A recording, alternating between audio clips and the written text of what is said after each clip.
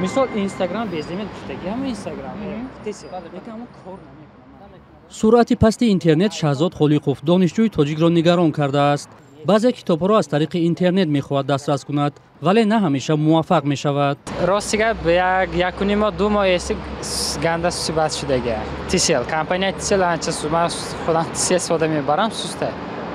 Анча суста ка скачат кардан дига сайто дуруст кор намекунад. баҳс дар бораи суръати интернет ҳафтаи гузашта дар парлумони кишвар садо дод.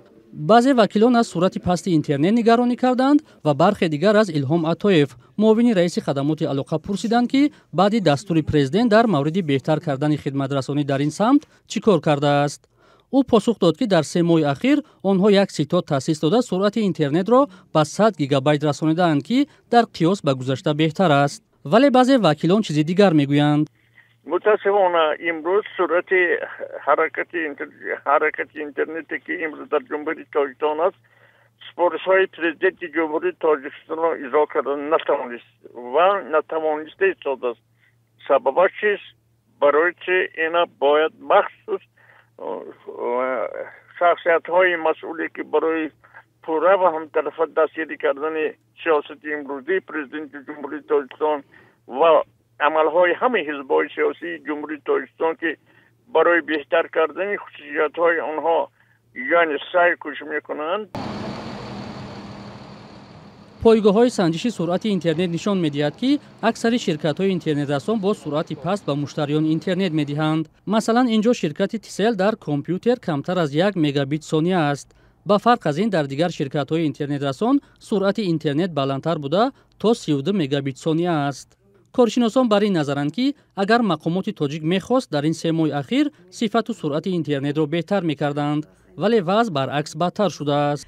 ва мутмаин аз он будам ки баъд аз гуфтаҳои сарвари кишвар, президент ва зери назорат гирифтани парлумон доир ба суръати интернет ва сифати интернет умед бар он доштам ки рӯзҳо, на ин ки моҳҳо, рӯзҳои наздик интернет беҳтар мешавад. аммо мана моҳи дуюм аст ки паси сар шуда истодааст. мутаассифона суръати интернет хубтар нашуда истодааст. ҳатто вақте ки ба гурӯҳи техникии ширкатҳо занг мезанӣ, онҳо ягон ҷавоби хубам дода наметавонанд. фариштамо Гулова мегӯяд аз нигоҳи техникӣ имкони беҳтар намудани суръати интернет вуҷуд дорад, вале чаро чунин кор сурат намегирад барояш муаммост. рӯзи 24 апрел як пурсиши хабарнигорони радиои озодӣ дар кӯчаҳои Душанбе нишон дод ки сокинон дар бораи сифату суръати интернет назарҳои гуногун доранд. чӣ хеле буд он хеле аст. ягон беҳбудӣ нест. наоборот суръат сустар шудааст, баланд не. хеле мушкилӣ мекашем. систай охи тамоман систай Тоҷикистонда. дигар мамлакатҳода мере дар ҳақиқат ҳам суръатш баланда. мо дар систай дар ҳақиқат систай не ки ҳам ҷаноби олӣ гуфта буд ки мо пайи кор мешем бояд ки суръат баланд шава. не ҳамун хеле ҳам чӣ хеле ки буд ҳамун хеле гапа рост.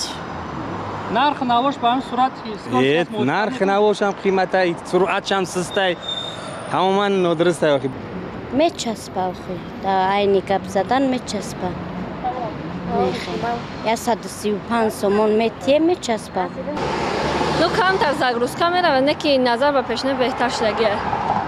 нархи навош чӣ хеле нархи навош вобаста ба ҳамн сифатиш кас мувофиқ мекунад ки гаронай нархаш? нархаш созай ба ҳар ҳол мешавад. дар ҳоле ки шикоятҳо аз кори ширкатҳои мухобиротиву мобилӣ тақрибан ҳар рӯз садо медиҳад, намояндагони ширкатҳо аз суҳбат дар ин мавзӯъ худдорӣ мекунанд. масъулони хадамоти алоқа низ ба тамосҳои ба такрори мо посух надоданд. бозори интернет аз соли 2018 зери назари ширкати давлатии Тоҷик Телеком аст. пештар ширкатҳои интернетрасони Тоҷикистон ҳақ доштанд мустақилона аз хориҷа интернет бигиранд. бо як тасмими баҳсбарангези хадамоти алоқа онҳо вазифадор шуданд интернетро танҳо аз идораи давлатии Тоҷик Телеком бихаранд. тағйироте ки ба назари коршиносон рушди соҳаро боз дошт.